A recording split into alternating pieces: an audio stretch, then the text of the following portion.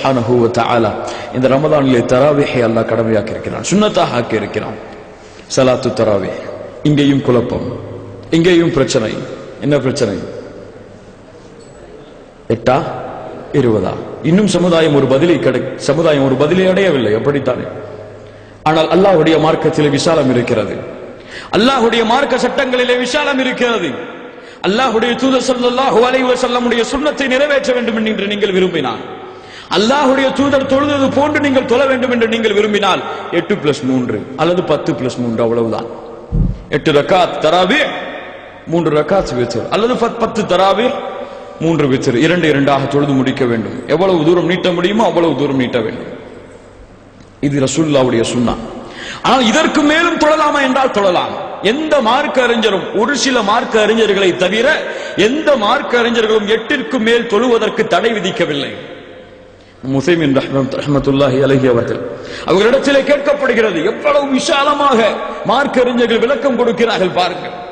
20 ரக்காத்து தொழக்கூடிய ஒரு பள்ளிகளை சென்று நான் 8 ரக்காத்தை முடித்து விட்டு வர வேண்டுமா என்று கேட்கிறார் ஒருவர்.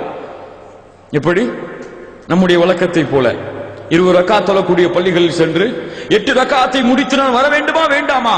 சொல்லுகிறார்கள், வேண்டாம், 20 ரக்காத்தை பூர்த்தி செய். தவறில்லை, மார்க்கம் விசாலத்தை ஏற்படுத்தி இருக்கிறது. உனக்கு 20 தொழ முடியுமா தொழுதுகொள், 30 தொழ முடியுமா தொழுதுகொள். ஆனால் சிறந்தது எதுவென்று கேட்டால் 8+3 அல்லது 10+3, இதுதான் சிறந்தது. பிரச்சனை முடிந்தது அன்பிற்கினியவர்களே.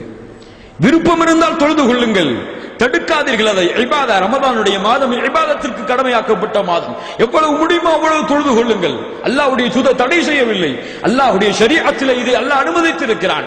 அனைத்து மார்க்க அறிஞர்களும் ஜும்ஹூருல் உலமா வ அஸ்ஹாபு முஹம்மத் ரசூலுல்லாஹி ஸல்லல்லாஹு அலைஹி வஸல்லமுடைய தோழர்கள், அவர்களுக்கு பின்னால் வந்தவர்கள் இதுவரை உண்மையான மார்க்க அறிஞர்கள் ஒரு சிலரை தவிர மற்ற எல்லோரும் 8ற்கு மேல் தொழுவதற்கு அனுமதி கொடுத்திருக்கிறார்கள். அதனால் எந்த ஒரு பள்ளியிலும் ஃபசாத் இருக்கக்கூடாது, எந்த ஒரு பள்ளியும் ரமதானிலே குழப்பம் இருக்கக்கூடாது. ரமதானுடைய மாதம் முழுமையாக இபாதத்திற்கு மட்டும் பயன்படுத்தப்பட வேண்டும். அதன் காரணமாக 8 20 முடிவெடுத்துக் கொள்ளுங்கள். சுன்னா ரசூலுல்லாஹ்வுடைய சுன்னத்திற்கு மிக நெருக்கமானது 8+3 10+3. அதிகமாக தொழ வேண்டும் என்றால் ஆசைப்பட்டு நீங்கள் தொழலாம், மார்க்கம் அனுமதிக்கிறது, விசாலத்தை